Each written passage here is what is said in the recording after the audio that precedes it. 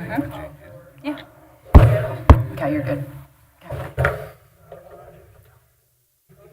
Give this thing a little juice. Yeah, I was thinking to bring mine, but I said, no. Here's mine. I'll trade with you. No, Yeah. I'm good. So Ronnie, are you doing all right considering everything? God, as good as I can. Been through a lot, my friend.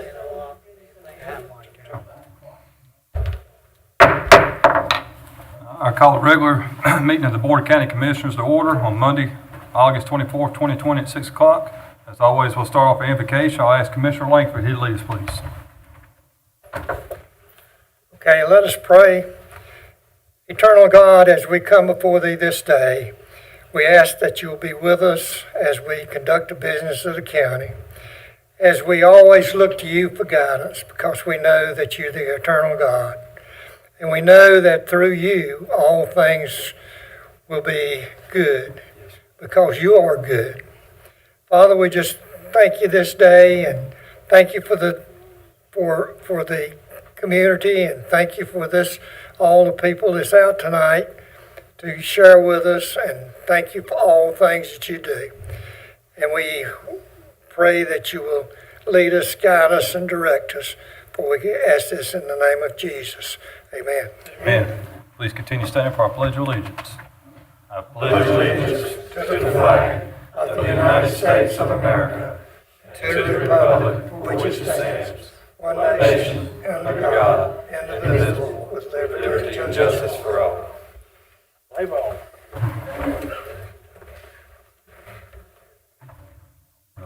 Start off by approval of the agenda. Motion to approve. Second. Go ahead, Deb. Okay. Any comments? At the same time, give it to us. All in favor, say aye. Aye. We'll now go to our comments from our commissioners and managers. Start with Commissioner Morris. Thank you, Mr. Chairman. First, I'd like to give my condolences to Commissioner Mendenhall for the loss of his younger brother at a too young an age. Some of the other things he's been going through. Also, I'd like to pass my condolences to the Joyce family. I found out today that Mike Joyce's brother, Coconut, he goes by, I think his real name's Ricky, but he passed away yesterday. And so I guess that just leaves Randy. So condolences to Randy and Coconut's family. I think it was somewhat unexpected. With that, I would also like to welcome everybody that's here tonight. And if you're either virtual or we got a few in the room tonight, so it's nice to have you guys here so we have somebody to look at while we're doing business. But I think that's all I have, Mr. Chairman. Thank you, sir. Commissioner Walker. Thank you, sir. I also offer my condolences to the Mendenhall family. They've been through a lot in the past week or so, couple of weeks maybe. But good to see you here this evening, Commissioner Mendenhall. It looks like, considering everything, you did it through pretty well. I hope the rest of the family is also. I want to compliment our staff. I was coming up Mountain Road there and came into 89 and just happened to look over toward the building that's on the corner. It looks a lot better than it used to. And it's good to see things go from where that was to the way it looks now, and compliment our staff. I also have a compliment for our manager, and then I'm going to make it brief because I know Commissioner Langford likes to always get out early if he can. But I want to compliment our manager on helping us make some good decisions, getting us some good information together, and doing some things that I think really helps move our county in the right direction. And I haven't had a chance to tell him lately, so I thought I'd tell him now. Well, I'm going to stop there, Mr. Chairman.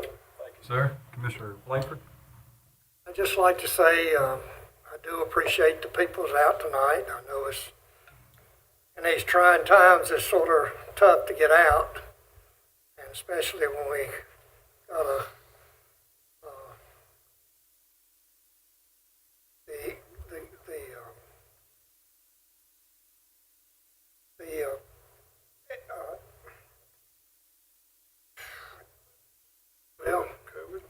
yeah, the COVID-19 is just, it puts depression on everybody. And it's just hard to deal with. And I know we have a lot of people that's having to stay in, and that's just mind-boggling. And I just want to say, I just been much in prayer for those who have special needs. And there's many this day. And we just pray to God that He will show us the way and lead us and guide us. We say this. And we just thank you very much. That's all I got. Thank you, sir. Commissioner Mendenhall? It's good to see everybody out today. I want to thank everybody, all the fellow commissioners for their thoughts and prayers through the time that our family's gone through. And for everybody that is watching us live streaming and everyone in person, the number of calls, the number of cards, texts, has been amazing to us. And I just want to say thank you to everyone. Lose a brother, a little brother, 9 years younger than me, and my mother breaking her arm all within 30 minutes of each other. It's been a trying time for our whole family over the last 2 weeks, but I'm going to tell you, Stokes County has really come through for me. I've never had so many phone calls, so many cards, texts, emails. It's been unbelievable. So to everybody watching, thank you. To everybody here, thank you. And I thank you for coming out and being a part of our governmental process tonight. And I guess all I have. Thank you, Mr. Chair. Thank you, sir. Commissioner Mendenhall, also been praying for you and your whole family. I hate to hear what y'all went through, and definitely still praying for God to give you guys some comfort and peace, and hope He continues to do so. But we're glad to see you here tonight. It's good to have you back up here on the board with us. It's good to see everyone out in the audience today. We have a candidate for county commissioner that's coming up is here tonight. Thank you for being here tonight, Sonia, and seeing how we conduct business. Commissioners, y'all mind if I take a minute tonight? I usually don't talk much, so is that okay with y'all? Yeah. All right. Back when I first campaigned, I campaigned big on infrastructure for this county. I campaigned on jobs, and that was one thing that was at the top of my list. So here lately, and of course Stokes County is no stranger to this, we are in dire need of internet. And one thing that I kind of seen a while back, and I see our previous boards has done all they could possibly do. I think it had been $1.8 million that went out, and we still haven't got very far. So with that being said, I'm making an announcement tonight between my family and a friend and myself. We had decided to partner with Stokes Wi-Fi. We are going to be putting up the money. This is not coming out of any taxpayers' funds at all. We are going to put up the money to put internet through the whole county. I ask you to be with us as we go through this. I'm hoping between 8 to 12 months, we'll have everything up and running. Internet will be available at an affordable price. And once again, it does not cost the taxpayers a dime. This will not come out of the budget. So with that, I'm going to pass it on to our manager, Mr. Oakley. Well, I don't know how I top that. That would be great news. Congratulations. That sounds wonderful that we would have the ability to get everybody online, especially what we're going through now with our schools. I don't want to hold you up. I hope everybody's doing well, and my prayers are with those that are needed. Ronnie, I hope you and your family are doing okay. All right. And dang, Rick, I didn't know Coconut at all. I know Coconut, and I didn't know that he had passed. So my condolences to the Joyce family. That, Mr. Chairman, I'm done. All right. With that, we'll go ahead and move on to item number 6, the public hearing. This is a notice of public hearing. It was advertised in the Stokes News on August 13th of this year. And on the county website, the public hearing is for the 2021 real property schedule of values. The purpose of this public hearing is to give the taxpayers the opportunity to ask questions or address concerns relating to the proposed schedules, standards, and rules to be used appraising the real property in Stokes County. I see nobody has signed up for it, but I'll now open the floor for the public hearing. If no one has signed up and you're in attendance and would like to speak, you can do so now. Okay. With that, I'll now close the floor to the public hearing. We'll move on to our public comments. I don't believe we have any. With that, I'll move on to the approval of the consent agenda. Mr. Chairman, I make a motion we approve. Second. Any discussion? Mr. Chairman, there's a couple budget amendments I have questions on. Okay, go ahead, sir.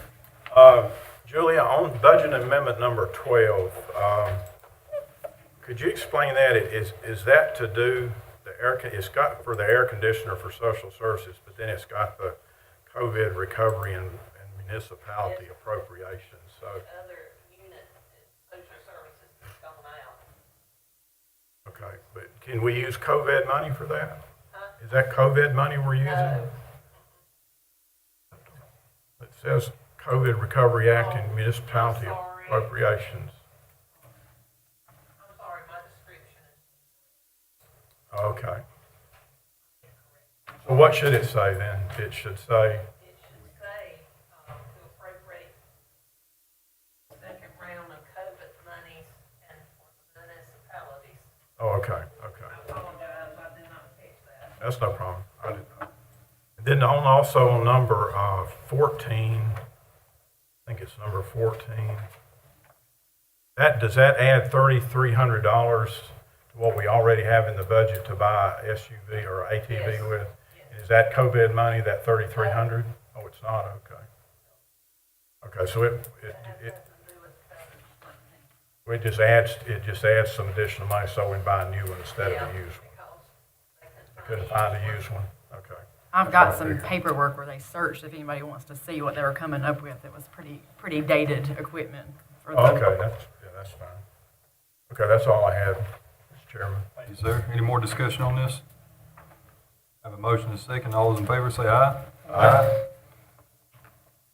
There's nothing on our information agenda, so we'll go straight to our discussion agenda on item A, the salary study draft report.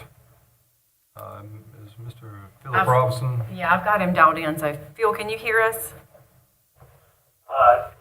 If you could speak just a tad louder, or if I could have one person repeating questions that I can't hear. I apologize for being old and deaf, and the line is not that great. Oh, But and yeah, I can hear most of it, but I would move the phone closer, but we've tried every angle and there's no reverb. There's no reverb in that spot. So if Trade we- seats with me, Shannon, if you want to. Huh? Come trade seats. Well, no, you need to ask him questions and talk with him. As long as you speak loud, he can hear I hear you. him pretty well, just wanted to be able to hear you. Yeah, we're good. Okay. All right, go ahead, sir. oh, we're ready? Yes. Yes. Okay, and the oral explanation of classification and compensation studies, it always goes better if I start with classification, which means that if you've got the report in front of you, we'll start on page 5, and then I'll go back to the previous pages when we get to the part about talking about the compensation. In classification, the best way for you to think of it is pay grade. The output of the classification part of the study is to make a recommendation for a pay grade for each position that's included in the study. And we make that recommendation not by comparing positions one to the other or trying to find positions in other organizations to compare your positions to. What we use is a questionnaire and interview process. The questionnaire revolves around the 10 factors in our factor evaluation system. And down the bottom of page 5 and then continuing on to page 6, you'll see what those 10 factors are. The way we assign values for each of those 10 factors for each position, again, is asking employees to complete a questionnaire, and then we interview them to make sure that understand their answers there and that we have a good understanding of the position. The focus of the classification side is not trying to identify everything that a physician is responsible for. Across these 10 factors that you see listed here, we're identifying the highest expectation of the physician for each of those 10 factors. It doesn't have to be what the physician does most often, but it's the highest expectation. And from that, we gather information through the questionnaire and the interview process to make a recommendation for a pay grade. There are points associated with each factor, and there are at different levels associated with those points. So after the questionnaire and the interview process, we will basically have an overall point score for each position. These point scores will be ranged together so that we can make a recommendation for pay grades for each position. Are there any questions there? Any questions from the board? All right, we're good. I'm sorry, if there were questions I couldn't hear. Once again, please. There's no questions for you. You can continue on. Okay, let's go back up, page 2 on compensation market survey methodology. For the market survey, the two major things. After the classification part, and we have an understanding, the feel for the positions, we will identify benchmark positions to be included in the market survey. One thing that we try to make clear and often point to employees is whether their position is chosen as a benchmark or not will have absolutely no bearing on the pay grade or pay range for the position. So what we're doing here with the benchmark positions are identifying positions that we're most likely to find in your competitive market, which for us are those organizations that are doing the legwork, mainly local or almost certainly local government, that are within a reasonable commute of you. And what we do is put these benchmark positions in a survey where we give the minimum education experience, licenses, and certifications that are required to be hired into each position, and a brief overview of the position, because we don't want to just ask people to compare title to title. A lot of times there will be a very similar position in the market that may have a different title, and we would like to, for people, for the other organizations to include those. The organizations that we did survey are listed there on page 3. I think you also have a map of where those organizations are, which you probably don't need, but we use such a map to identify them because we're up here in Franklin County. And we want to be sure that we have as many organizations as we can. Now, once we get the market data in for each of the benchmark positions, what we do is identify, again, we've identified the positions, we get the market data in, and what we're trying to identify is not what other organizations are paying for positions that have the same title as yours, but what other organizations are paying overall for the knowledge, skills, licenses, certifications, and basic duties or most important duties of the positions there in the county. Coming down to page 4, you'll see the positions that we used as benchmarks in the market survey.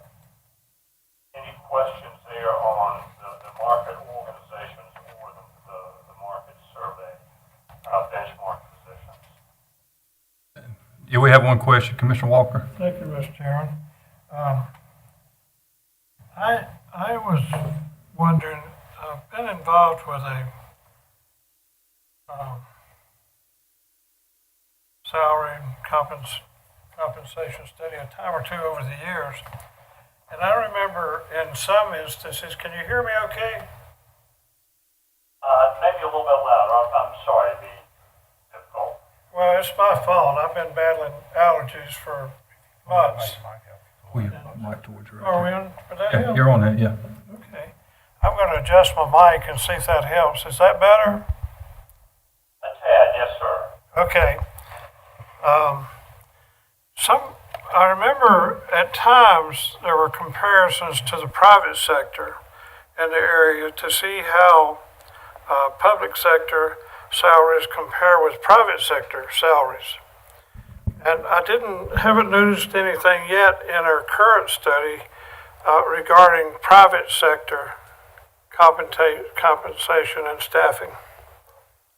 A couple of things on the private sector. One, we need position-specific data on the private sector for the positions, not only a salary range, minimum requirements, and an overview. Normally, private organizations, a lot of private organizations won't even tell one employee or another what somebody else's salary is. It's almost impossible really to get private data.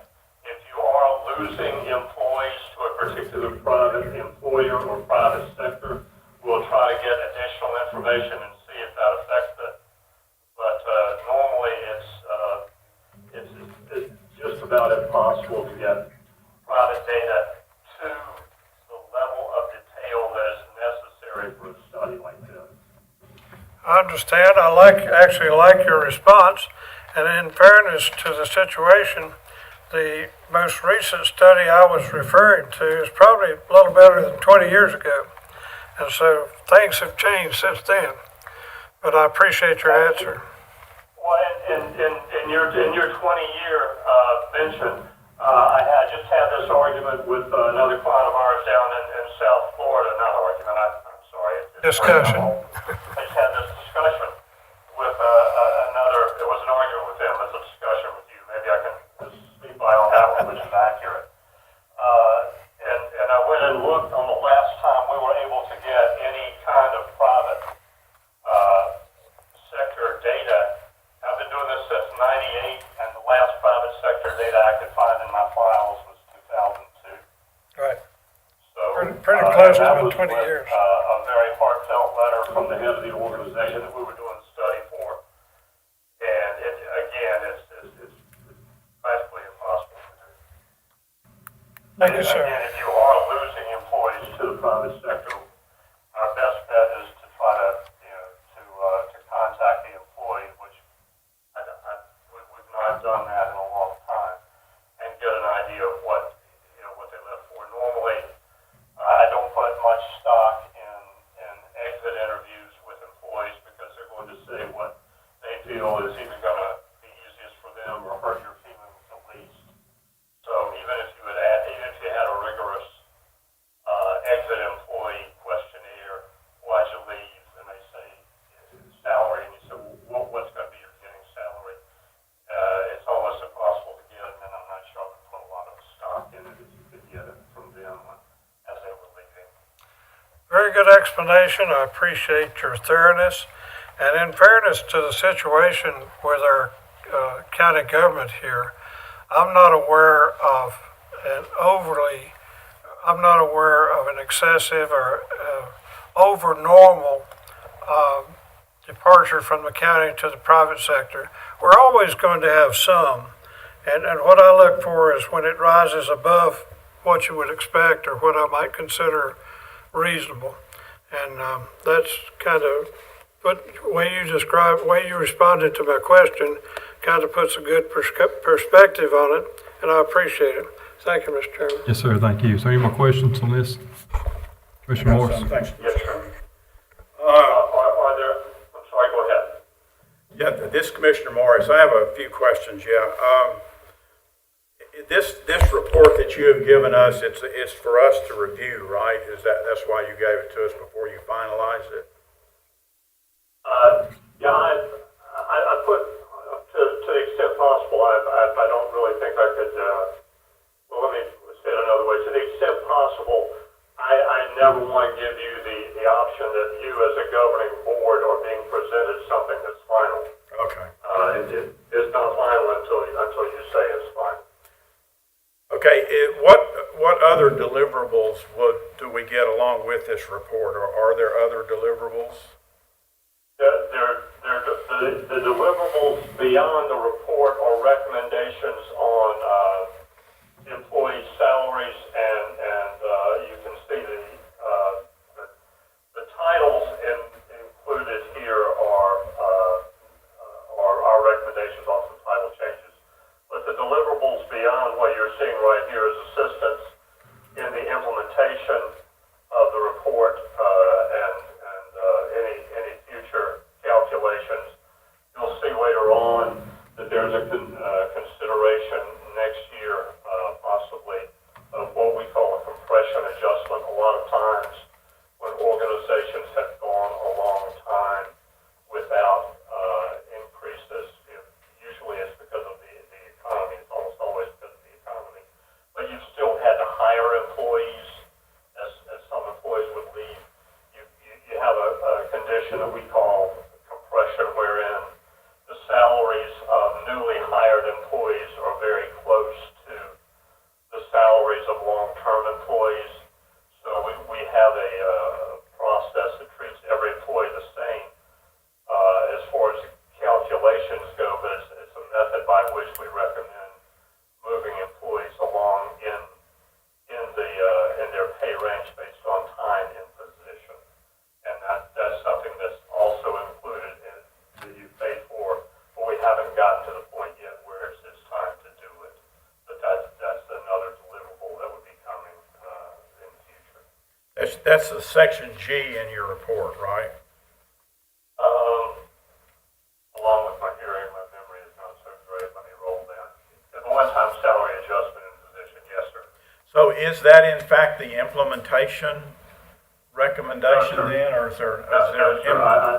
Right now, we're waiting on some. Let me address that in two pieces. No, the compression it can be part of the implementation, and probably to get more in the weeds than you really want me to get. The implementation cost, the best I can do right now until we identify employees that have left and the new employees that have been hired and in what positions, is on is at the top of page 7. And that implementation cost is driven solely by increasing employees whose current salary is not at the minimum of their new pay grade to the minimum of their new pay grade. And that's going to be different than compression. With the increase to minimum, it is basically driven by where employees are, what pay grade they're at. And that amount there is driven by that.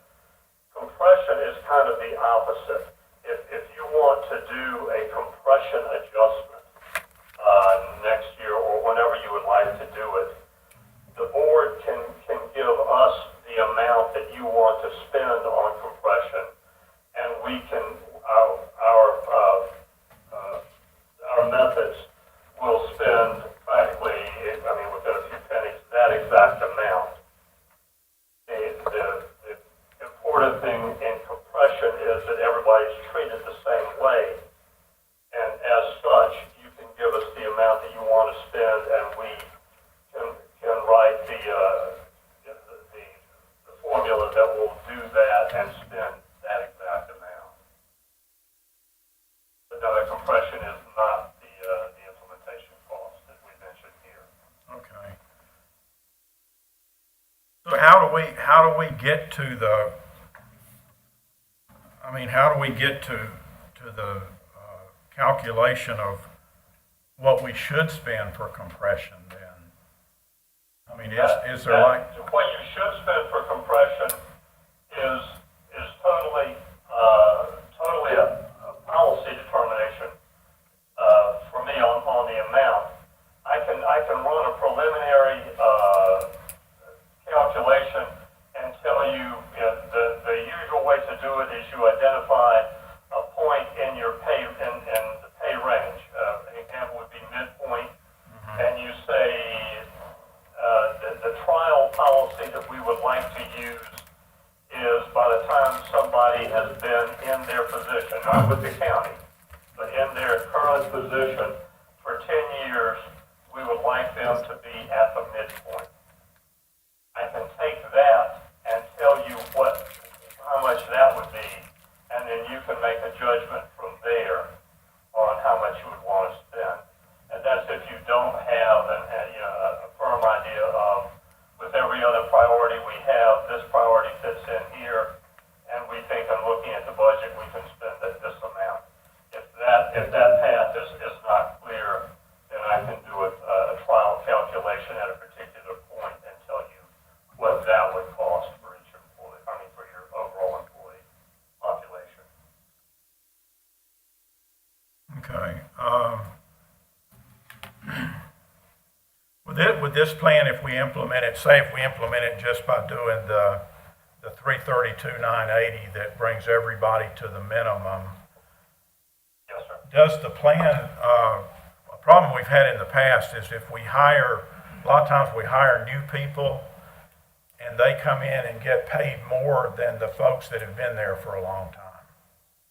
That's one of the things that compression is designed to address. Okay, that's what I thought. That's pretty much the total focus of compression.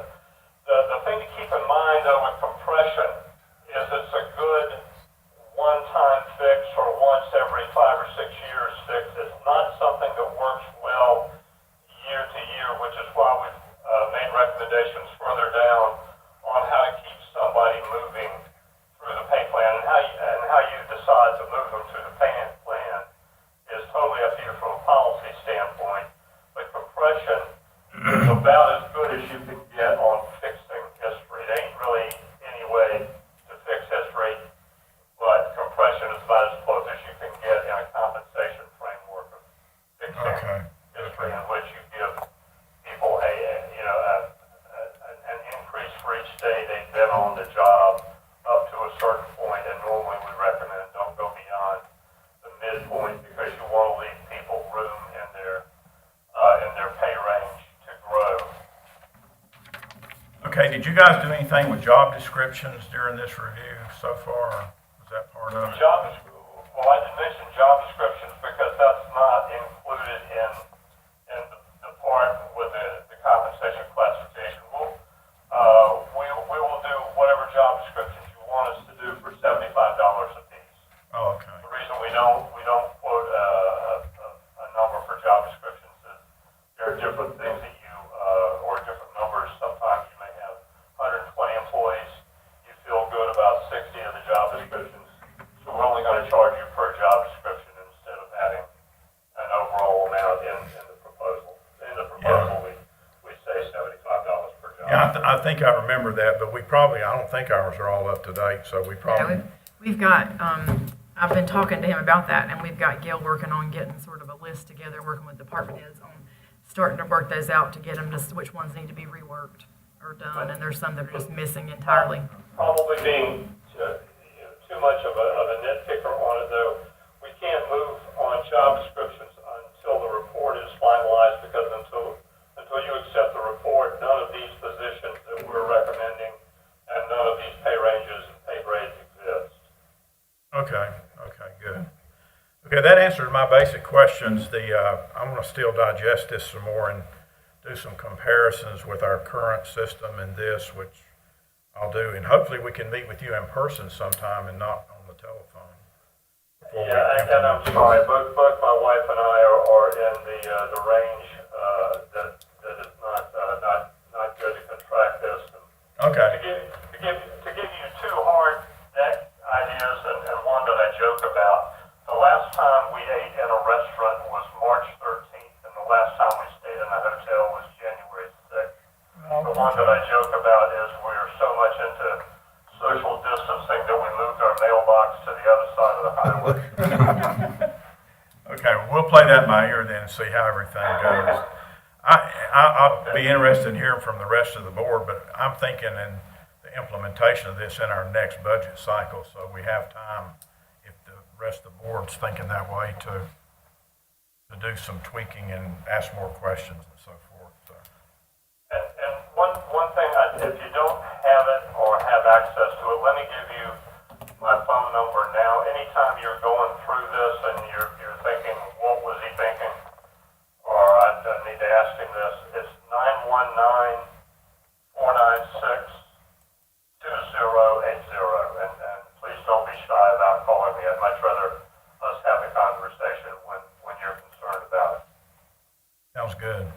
have, Mr. Chairman. All right, thank you, sir. Mr. Robinson, you got anything else for us? I'm sorry, once again. Have you got anything else? Just walking through it, we've identified our recommended titles by pay grade. That goes down through the top of page 12. And then on the special provision, I'll answer whatever questions that you have on those instead of going through them individually. If anybody has a concern, I'd be glad to address it. But I think they're fairly straightforward. We've already talked about compression, which is one of them. And if you have any questions about the others, I'll be glad to try to answer it now. Is there any questions on the rest of the board? What? Got any more questions? I don't on have the- any questions. I just got to look at this, and then I'll probably have some at a later date when we go through it. Commissioner Walker? Just wondering, when will we be working on this again? That's up to you on when you want to put it back on, or I think Phil just needs something to sort of tell him if he can keep moving forward with what he's got so he can start on the next phases as far as like working on, he can't do anything much else until he gets some consensus on what he's got in front of you. So I would like to ask the gentleman a question on that basis. Suppose we give our concurrence this evening for him to keep working in a I'm direction. sorry, if that question is directed at me, I couldn't hear it. I was looking the wrong way, I'm sorry, and I'd moved my microphone again, and is that better? A bit, yes, sir. Go ahead. I might have to get Commissioner Morris to talk for me. I'll try. I'll try to speak a little louder. Let's say we do, as our county clerk mentioned, give you our concurrence this evening to move forward as we're discussing at this meeting. And if you proceed, if we have an afterthought for some reason and come back, what of this is carved in stone, so to speak, and can't be changed versus what could be changed if we have a second thought about it? The only thing for me, the only things that couldn't be changed, and again, my only legal training is watching Perry Mason when I was a child. I remember My that. only concern would be anything that by changing it, we would put the county in some kind of legal difficulty. Understand. Thank you, sir. Thank you, Mr. Chairman. Yes, sir. Any more questions? I have one. Vice Chairman Mendenhall? Yes, I hope you can hear me. I just want to make sure, as I look at the factor evaluation system, you have 10 factors listed and you've got on each factor saying that points are assigned based on such and such. However, are all 10 factors brought together to come up with the final, I don't want to say evaluation, but the final place that that person would fall in? You've got factor 1 through factor 10, and they're different factors. Go ahead, sir. Once again, there are levels associated with each factor, and there are points associated with each level. So for each position, we've got an overall point score, and we use that overall point score to recommend pay grades. If it helps, this same factor evaluation system was developed by General Services Administration at the federal level, but there were some tweaks that we had to make to it at the local level. They scored factor 3 supervision in a way that didn't really sit well at the local level, in our opinion, and they didn't put the same emphasis on physical demands or work environment that we also found, or the variety of physical demands and work environment that we found at the local level. But no,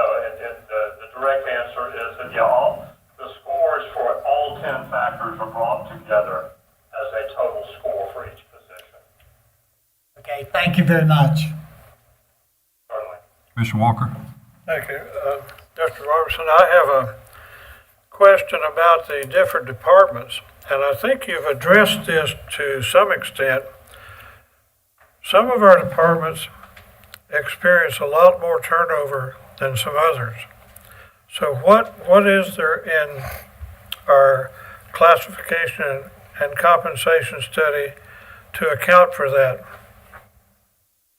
The main thing that would account for it, the pay plan that you see presented here on page 7 is overall is market average. If the best way that if you want to be more competitive in your market is to raise obviously the starting salary so that you can be more competitive. If in discussions or if at a future date you determine that you would like to be more competitive than how the pay plan is structured, I'll be glad at no charge to restructure the pay plan for you. And if there are positions that you are, after you've implemented the pay plan, given it time, if there are positions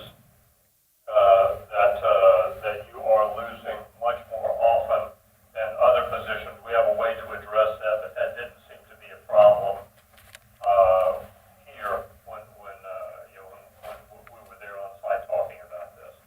But we can, if you want to be more competitive, I can restructure it. But what I would recommend is let's try it at the 50th percentile and go from there. I really would have difficulty professionally recommending anything lower than the 50th percentile because of the perception of employees if you're expecting less than average.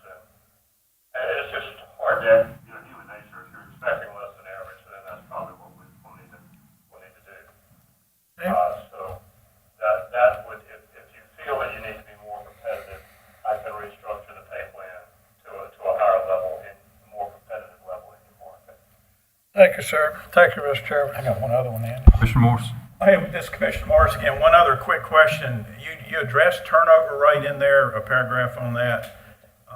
Yes, sir. Is there a target percentage that we should shoot for compared to comparing it to other counties and other organizations you've looked at, of what a normal percentage should be? It's tough to get turnover rate from other employees because everybody looks at it a bit differently. For me, it would be we can look at we can come up with our own definition. Things in the definition of turnover that can be on the border is some organizations look at retirement as turnover. To me, it's a policy decision whether you look at retirement as turnover or not. Other organizations look at that they left the area as turnover. Again, what I would rather do, being a history major, is for us, if you're really concerned about turnover, to come up with a good, tight definition of what the board views as what is turnover, and for the best that we can, take a look at the county's particular history using this concept of turnover. I was That thinking, way, go ahead, I'm sorry. normally on something like this, it goes better understanding your history and then having a target that you can work toward. And one of the things that will have an impact on turnover is having a way to move people through the pay range. Your current range is fairly broad, and moving through is you can move through it, but it's not something that is easily recognized by employees as I'm moving through it. This range based on your market is quite a bit narrower from minimum to maximum than your current, and that movement through the range will also help employees sometimes in deciding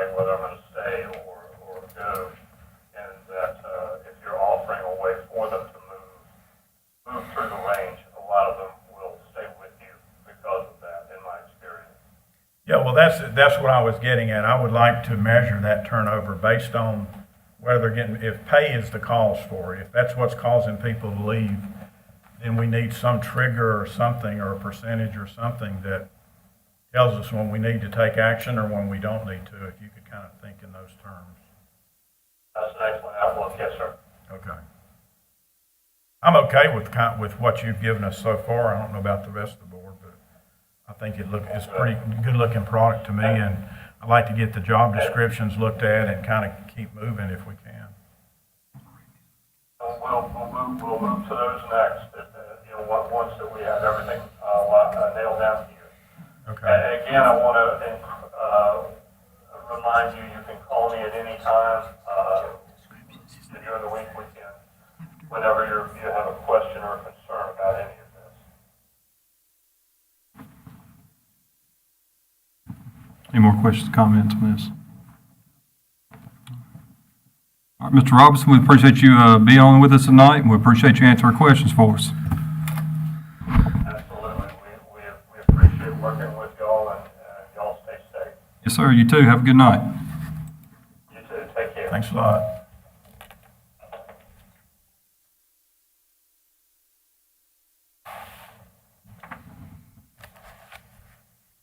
Okay, we'll move on to item B.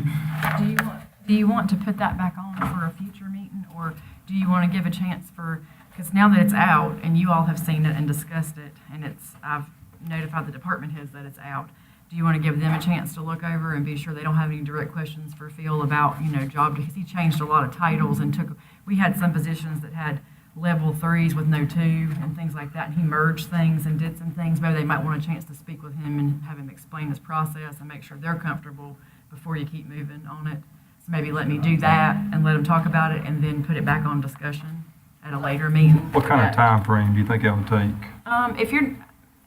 We could probably not have it on the next meeting, but the next one maybe. That'd give him enough time for him to talk to each of them. And I think there'll just be, it's a few departments where he made more changes on the positions. I just want them to have a chance to speak with him and make sure they're comfortable and don't have anything that they don't feel good about in there.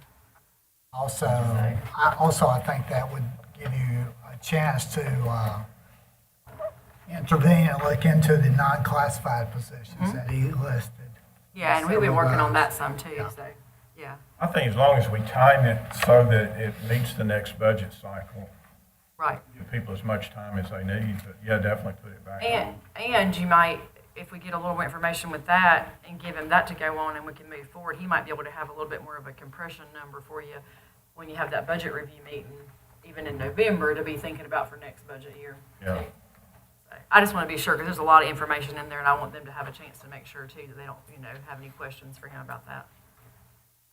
So, It'd be good if he had a more specific recommendation on the compression. Yeah, and I think he can. I think he can, even if he just gave you if we're taking it to mid-range for anybody that has over a certain number of years of service, would be a good number to have. That would be, I think, in every situation, a pay raise there. So if I do that and do it maybe for not September the 14th, but on September the Fourth Monday. Probably 24th. Fourth Monday in So September. the fourth Monday in September, bring it back, maybe with all that information. Well, that still give him plenty of time to go through everything, get all the information out there before the meeting in November? Oh, yeah. Okay. Yeah.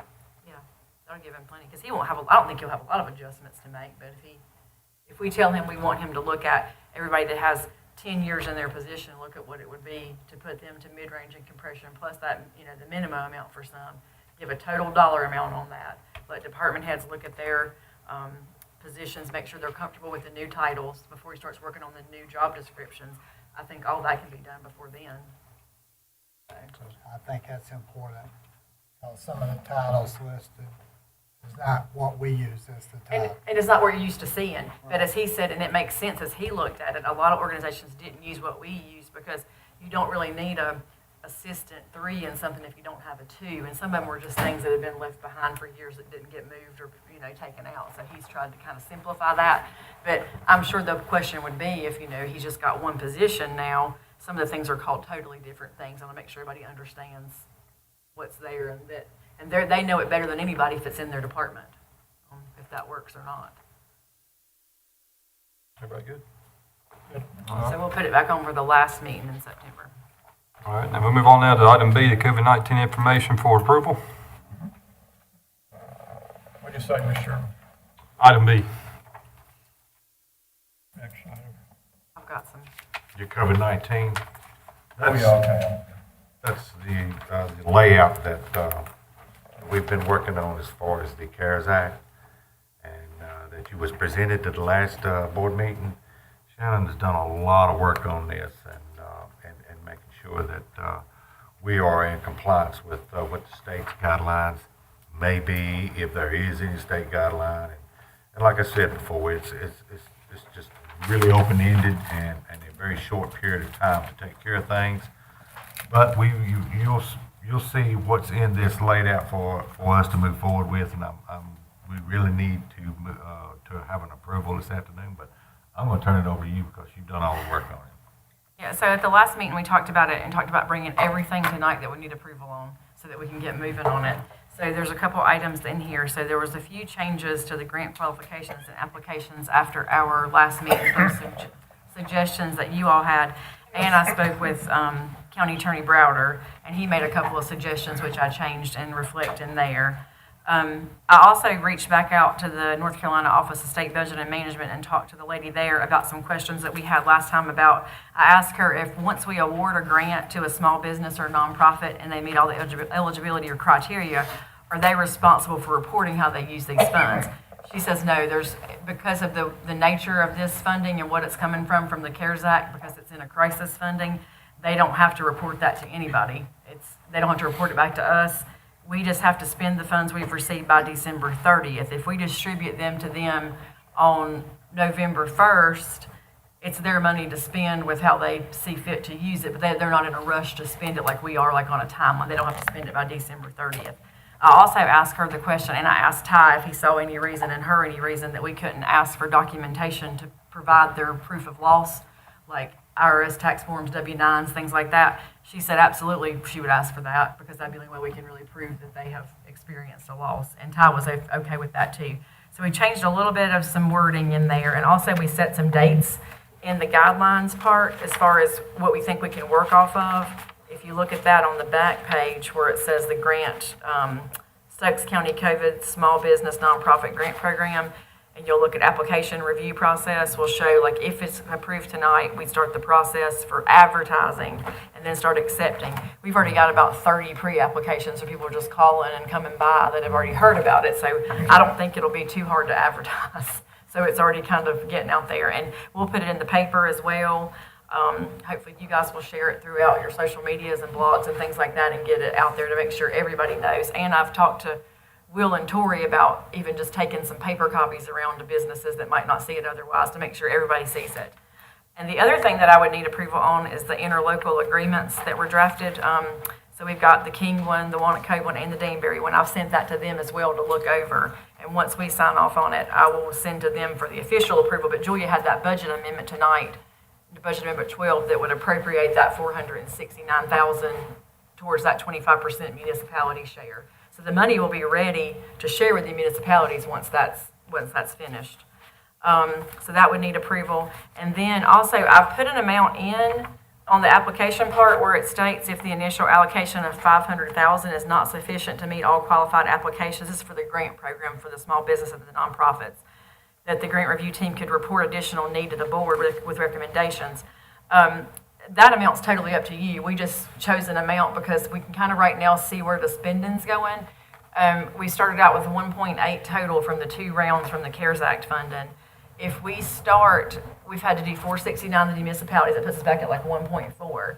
We're starting to see some extra spending occurring here because, as you know, we have had some employees and some test positive, and those require money from that funding as far as having to pay for testing, time out, testing facilities to be driven places like from the jail that we had that issue.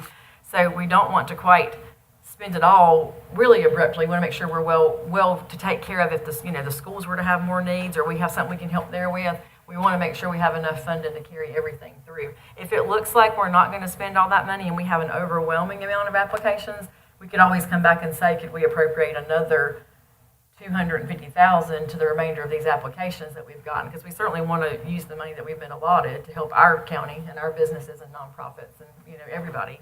So that's another thing that we would need approval on there. And then just as far as our committee to oversee these applications as they come in, and then we would bring those back to you as far as before any money is actually allocated out to those nonprofits and small businesses.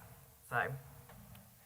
And we would always come back to you in case the funds were not getting spent. We will come back in time enough to say, hey, we've got X amount of funds that I think you can move forward with. Yeah. Just one quick question. Go ahead.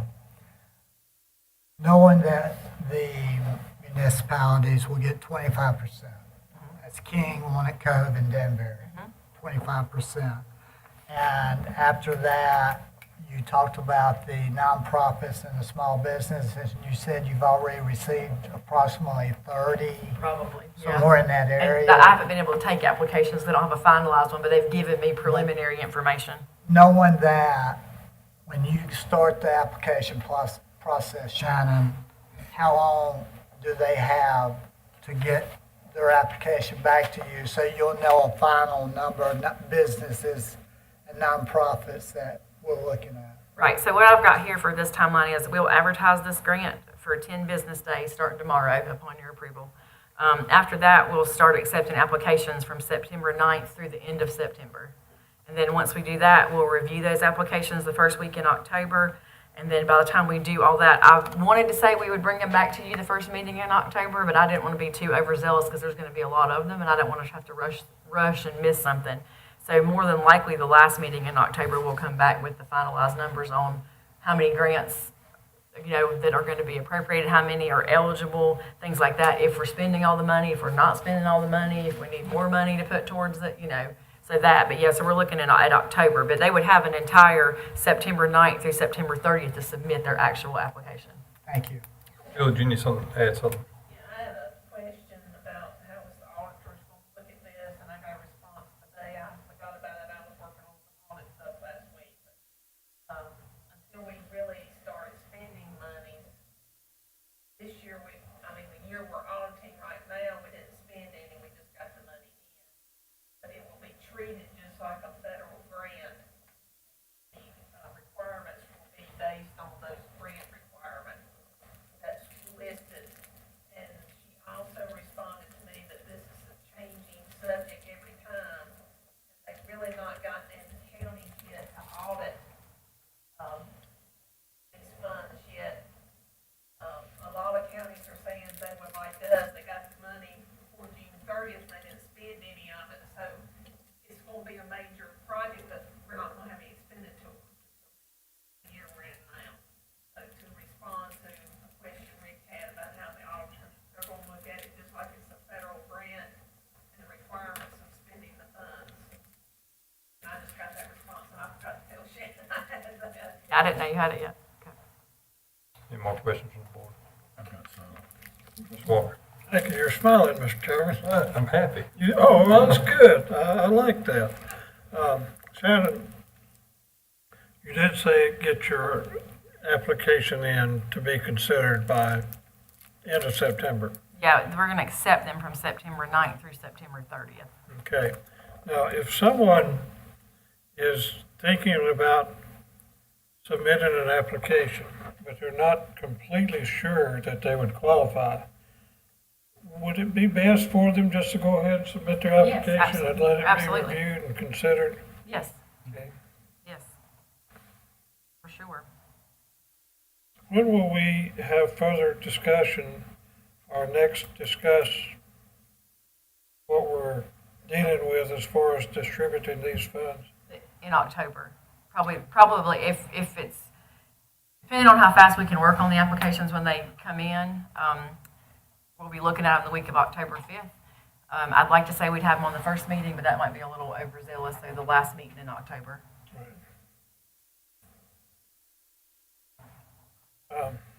And we would like to have one of you guys to be on the committee as well as we start sitting down to really look at the applications. If somebody's interested in doing that. I'm sure one of the five of us will be. I would think so. Anyway, are there any suggestions or guidelines that you'll be sharing with the people how to structure or how to word their application to? It's pretty much laid out for them in the packet. There's the 2 pages, that's the Stokes County Small Business, that's the criteria part, if you read through that, and the requirements, application review process and disbursements. And then there's the actual application itself that tells them everything that they have to do to apply. One more question, if I may, please, and I know Commissioner Langford's getting a little antsy. So suppose someone asks for 20,000, and the committee that's choosing the successful applicants looks at their application and says, well, we can't fund the full 20, but we might fund 10 for this.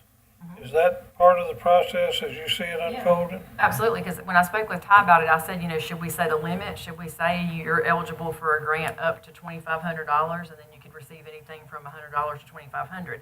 He said that he wouldn't even suggest limit it to that, because based on the applications you get, just base it on the quantity you receive that your grant, and it says it in there kind of as a disclaimer somewhere, I've got it, to where it states that the amount funded will depend upon the maximum number of applications received. So it could be that somebody needs 5,000 and they can prove they've lost 5,000, but somebody else needs 10. If the money is there by the time all the applications are received at the end of September to fund them at their maximum request amount, then that's great. But if not, we'd have to take that down and try to be as fair as possible about it. One more question, Mr. Chairman, and again, I'm for the sake of Mr. Langford, I'll stop there. He said, thank you. Suppose an organization has not actually experienced a significant loss directly attributed to the virus, but the virus has created circumstances where they no longer have services in the proper amount to address the new needs that have been created. I hope that would be considered.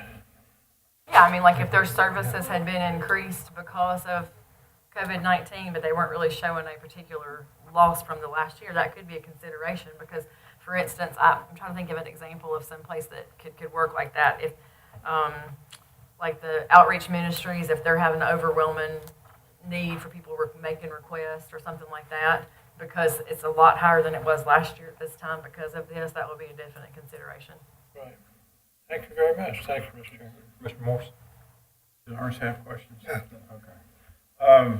Shannon, what will get handed out along with the application to the people who want to apply? Just the application or some other stuff? The application, as well as that sheet that's got the criteria and the instructions. Okay. As far as telling them how it's going to be reviewed, it gives them that whole date timeline on it too. Also gives them disbursement requirements and gives them all the qualification criteria. Do you think there's any specifics from what Julia was talking about that need to be added to that or not? Well, It'd be nice to know what those specific federal grant things is she was talking about. yeah, and since they're not really telling us exactly, because I think what they're meaning when they say that too about how it's going to be handled, it'll be handled to us that way of us having to show everything we've done. But as far as how the NC Pro office and NC OSBM is working, when I've already done 2 reports to them, we have to just show if we're giving out any sub-awards, grants, things like that. So we're going to have to show where all this money went, which we're going to do. But once it leaves our hands, I'm being told by the state budget office that once it leaves our hands and we've got proof to show why we gave it to them, like we gave it to municipalities because they said you have to, 25%. Okay. And then also, like as far as the grants and nonprofits, that's listed as something you can do. So once we give it to them, we have the backup to show why we gave it to them. That would be our proof of why we gave that. After that, it's in their I would say not hold it up for that, but if something comes up later Yeah. that the auditors tell Yeah. you should go out, you could just. And I think right now they're not sure what to guide you on either because, like they say, it's changing and they're not. Okay, I'm fine with the application. I think it looks good. If we approve it tonight, I'd like to take some with me home tonight. Okay. Because I've already had some people that want one. I'm sure. I like to go hand some out as well. Yeah, I'd love for you to. Yeah, I can print Maybe you as many. 10 of them tonight at least or something Yeah. before we leave. Yeah. I don't really want to be on the committee, so. get that And out there. hopefully, I mean, and really and truly, we're gonna date stamp these as they come in, to be fair, to make sure we keep them in order. You know, number them, date stamp them as they come in. And we're gonna try to, as we get them in, to sort of do a little prerequisite check on them and kind of have them ready. We won't have you here completely just diving into every single one. We'll kind of have a preliminary stack hopefully for you, because if we wait till when they all come in, I think it's gonna be completely overwhelming. So it's The other not- thing, I think it's really important that we don't lose any of this money if we have businesses that do have losses for COVID. So we Yes. got to really be agile about making money available and figuring out what part they're going to be able to get and whatever. And I have a really good feeling after even just the response we've had in the last week, or since we talked about it last time, that we're gonna be coming back saying, can we appropriate more funds toward this? I'm just a little bit nervous right this minute, because it's kind of started to unfold here a little bit on having to spend money on things like payroll expenses, things like that are starting to happen. I don't think it's gonna ever be a drop in the bucket to what we've received, so I think we're gonna have to appropriate, or you'll want to appropriate more money into this to help out our small businesses and nonprofits. Yeah, and I also like the idea of not setting any limits, to wait and see how many you get, and then try to make sure everybody gets something if they've had a loss, if it all Right, costs. 'cause I know some nonprofits that have already sent me their tax information back long ago, and they are gonna have a $30,000 loss already because of certain fundraisers they couldn't have. And so if we don't get enough applications to use the money, why wouldn't we use that money to help them? Because, I mean, Yeah, if exactly. we don't use it, it goes back. To get comment on what Commissioner Walker said, it's really, they just need to show us their loss really more than request a certain amount. Right, I've lost this much, and then anything you can put toward it would help. Right. In that way, anything helps, smooth it out. right. Okay, let me get some before we leave tonight. if we- Yeah, I'll print you all you'd like. I like some of this. I would love to give you some. You know. All this stuff. So who's our lucky? I got one question for Commissioner Morris. Why not? That's just not something I'm really interested in. I'm interested in the program, I'm just not interested in, I used to do that kind of work, and I'm kind of tired of it, so I understand. If none of the other commissioners are interested in it, I wouldn't mind taking on that committee. I think that's a good idea. We'll feed you some lunch or something. I appreciate that. I do get hungry. So, okay, so if we can move these items to action tonight and approve these, so that way we can hit the ground running and get these out and get everything started, or at least get the advertisement part started. So if we can do that tonight, would be great. Everybody fine with moving it to action agenda tonight? All right. Okay, perfect. Let me put that as item F. Now,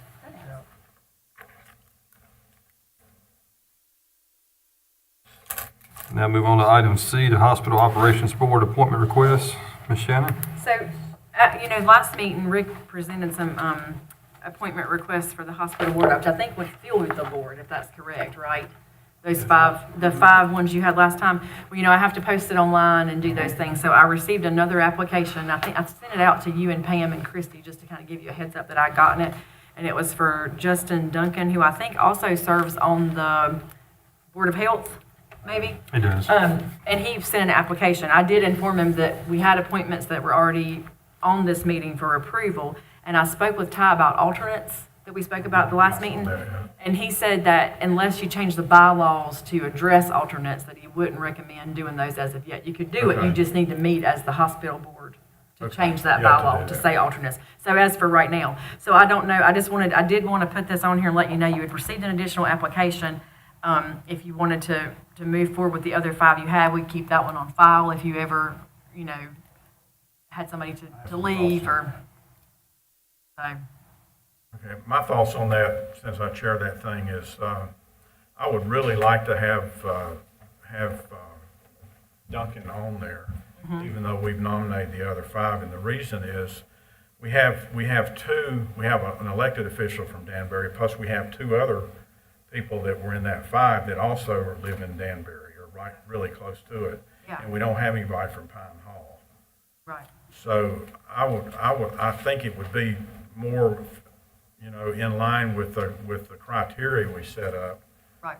to replace one of those two in Danbury with what's his first name? Justin Duncan. Justin Duncan, because I've dealt with him on other things, and I think he would do a good job. Yeah. Then we've got a big facility out there in Pine Hall, medical facility, so I think, and then that would only leave Sandy Ridge with no specific geographic person. We'd have pretty much the rest of the county covered.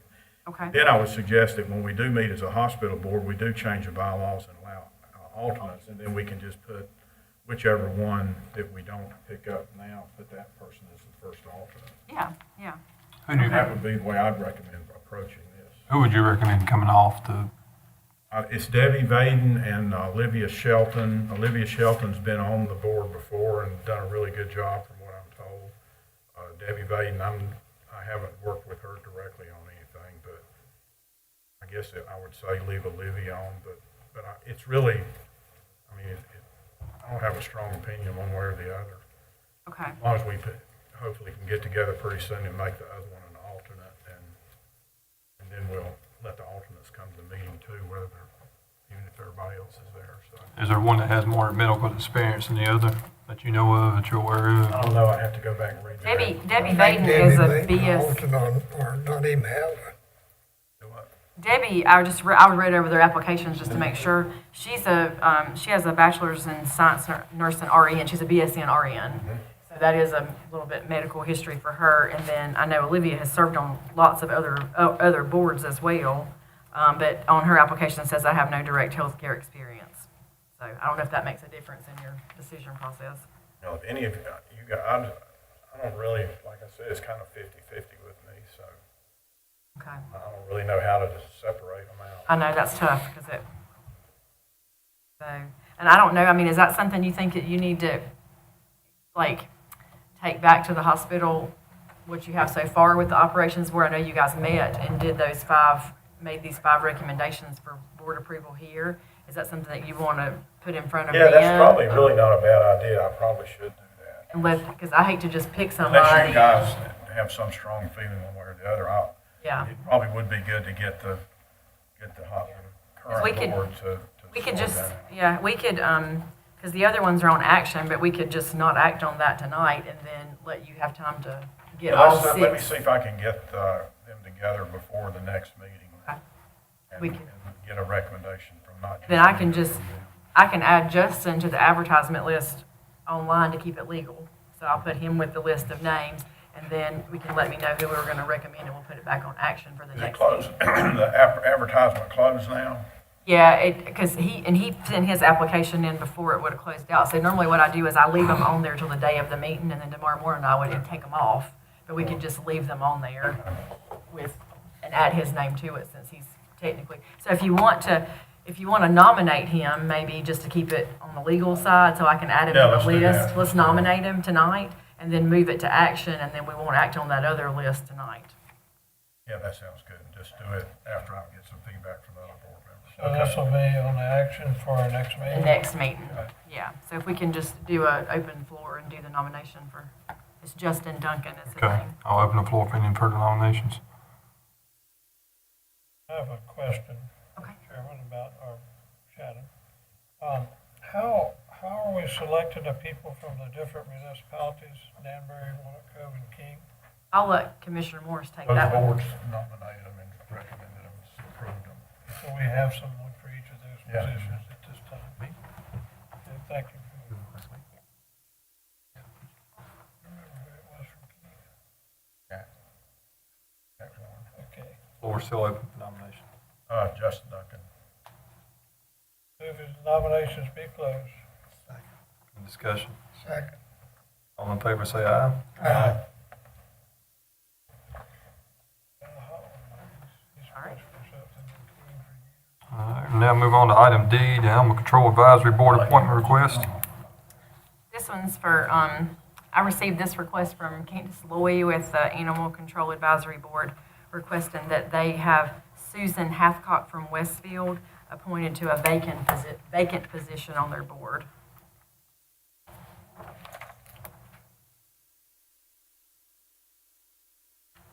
So you'll just need to open the floor for Oh, I'm nominations. sorry, I'll open the floor Oh, you're fine. for nominations. Susan Hathcock.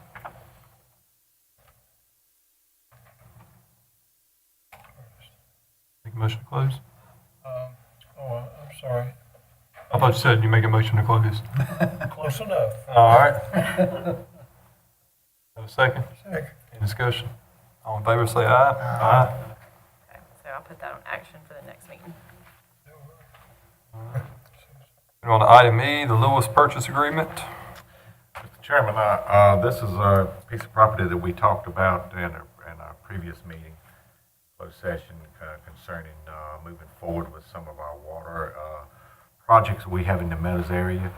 This purchase agreement allows us to move forward with a piece of property that has elevation that would be beneficial to the project, allow us to save money in the long run, more money than what the actual property would be running us. This, Shannon has done a lot of work in making sure that the individual heirs have all signed this agreement, and now I'm requesting that the board will approve us moving forward with this purchase and allow us to do the necessary preliminary work to see if the soil is suitable, the track is surveyed, the engineers and everyone does their litigation on it to where it's good for the taxpayers to purchase. I'm also asking that this be moved to the action agenda tonight due to as only a 90-day turnaround timeline in this purchase agreement. But looks like it's working out for this. This is at the Wall Loop intersection with number 8, and it's a good piece of property, and I'd love to move forward with it. Sounds good to me. Any questions, comments on it? Commissioner Walker? Jake, our engineer had a preliminary plan for how this is supposed to all fit together. And I'm thinking we have concurrence that this piece of property is well within what our engineer's recommendations are. Yes. Very good, thank you. Yes, sir. Any more questions, comments? Everybody fine with moving this to action agenda tonight? If we need, yeah. Sounds good to me. All right, we'll now move on to our action agenda. Item A, the Board of Health application. Appointment request for Tori Phillips was presented at the meeting on August 10th. I'll now open the floor for any additional nominations. Close. Close nominations, motion. We've got Tory Phillips, correct? Mm-hmm. Make a motion to close. That's Tory. Have a second? Second. Any discussion? All in favor, say aye. Aye. I'll now poll the board, start with Commissioner Morris. What's the name? Tori Phillips. Phipps. Phipps. Tips. Phipps. Phipps. Yes.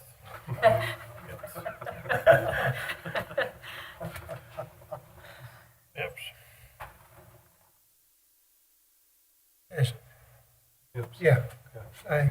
Phipps. Phipps. All right. Item B, demolition of the old prison site. Discussed the last meeting, we need a board to vote on proceeding with this.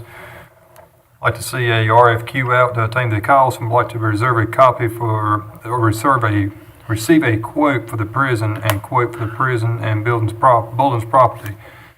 Once these are received, we will bring this information back to the board for final vote on the project. At this meeting, we just need a vote to move forward with the RFQ. Any questions or comments on this? I do, Mr. Chairman. Sir, Commissioner Morris. I don't guess I'm having any problem with doing RFQ for the quotes and so forth.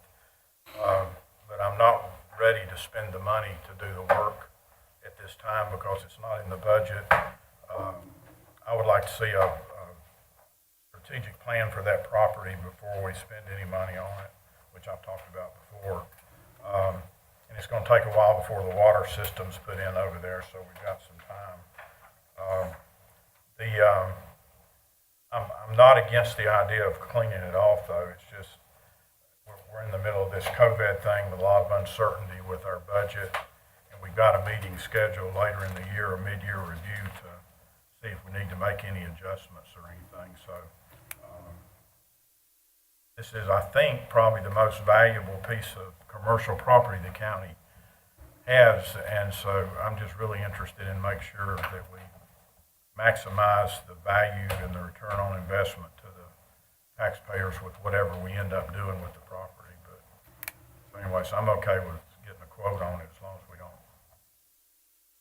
not approving spending the money yet. I think if we just do the request for quote, we can just get some prices and bring back two options, one for just doing the prison site, one for doing the prison site and that Bullens property that was purchased. And then it would be up to the board at that point if you wanted to proceed and move forward with doing it. Just be an updated quote, a price. I'm good with that. That's good. I have a question Mr. Walker, go ahead. to Julia. Julia? Julia? Julia? It's me again. Have we ever allocated any funds, set aside any funds to be used for anything on that property? No. So we have I not. can answer that for you. You had it in the 1920 budget, in the recommended budget, but then it was taken out before the I budget knew was I'd heard approved. it somewhere in relation to the budget. So it was recommended, but not in the final budget. Correct. So no, there's no money allocated towards it. I'm on board for the request for quotes. Commissioner Minnill? I agree, I'm on board. Okay. I am too. Let's get it. All right. So do I have a motion on it? Make a motion. Second. Any discussion? This one's mine. Okay. Okay. All in favor, say aye. Aye. All right. Item C, request to abandon a portion of Snyder Road. Motion to approve. Second. Any discussion? All in favor, say aye. Aye. Item D, the solar farm. A motion. So, well, you want me to tell you one thing on it real quick? So, at the last meeting, you all discussed it, and you discussed leaving it open-ended and not putting a date on it and leaving it just until the planning board could make a recommendation. And you did say about putting the 50 acres or more. So I changed the updated copy to say 50 acres, but I spoke with Ty, and he said that it has to have some sort of definitive date. So I put a year. I just put Fine a with year. that. I So you thought that can was change whichever, but I wasn't sure if that would be okay or not. But I wanted to let you know that I did put a year because he advised me to put some kind of timeline on it. I like that. I like the resolution, the way you changed And it. I did change a few other little words in it, but just to make it sound. He added one more bullet up there too that helped it out. Yeah, so. yeah. So I just want to make sure everybody knew that it had the year on there and the 50 acres. So. Yeah, I have a question. Yes, sir. But I've been asking more questions than some of the other commissioners, so maybe one of them would like to go first. Oh, go ahead. Go ahead. If I remember correctly, David Sudras said that he has potentially another request at this time, I think possibly two. possibly two. What effect would this have on requests that have already been submitted? I think it would stop it at that point. Yeah, he hasn't. He's been advising people to wait and not spend any financial don't do anything financial on it until you all make a decision on that. He didn't want to let anybody think they could just go ahead and apply for something like that. That you want to waste their money if they, were moving forward with that. So he doesn't have anything right now in that stage. So. I do have a question. I wasn't here at the last meeting. So are we saying, says we've updated the moratorium to say 50 acres or more, or are we saying that we can still get an application as long as it's not over 50 acres? Is Right, that- and is that you could the- still consider those, just wanna yeah. make- think I the just want to commercial clarify ones that. are all over 50, the really big ones. So if someone comes in with an application for 50 acres or less, it can be It's moved different forward. criteria, correct. Okay. And also, I think you added a bullet that said the planning board's working on this too, to the I resolution. did. Yeah, and I sent that to Ty, and he was okay with that, so. And did David feel like a year was, Yeah, he needed a year, I mean, well, we could put 6 months or something, but that just, as the process goes, that gives Right. everybody a little more I'm time just to work on asking, it. since Yeah. I wasn't here at the last meeting. Yeah, a year passes kind of fast, so that way everybody's got ample time to look at it. They very well could come back. Thank you, Mr. Chairman. I always value the input of our commissions and boards and departments. How closely does this reflect the recommendation of our planning board? It's exactly what they ask you to do, to Very give good. them something to hold off until they could make regulations. So this really dovetails very well with their recommendation. Yes. Thank you. Do I have a motion on it? Motion to approve with the changes.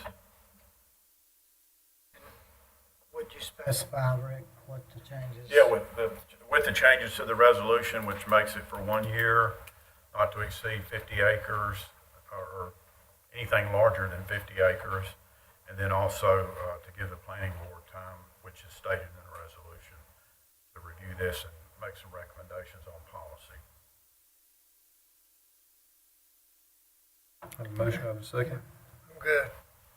Second, Yeah, second. any comments? All in favor, say aye. Aye. Opposed? And item E is gonna be on hold now, correct? Yeah, we're going to delay that one until hopefully Commissioner Morris can meet with the hospital. I'll do it by the next meeting. I'll get their feedback. Okay, that sounds good. All right, move on to item F, the COVID-19. You want me to just list off what I need approvals for? That's Will that help fine. you? Okay, so I need, for the grant qualifications and application, the municipality interlocal agreements, for the committee to oversee the applications, adding Commissioner Nichols into that, and for the set amount at this moment of $500,000 allocated for the nonprofit and small business grant applications. And the amount for the municipalities is already set at the 25%. Motion.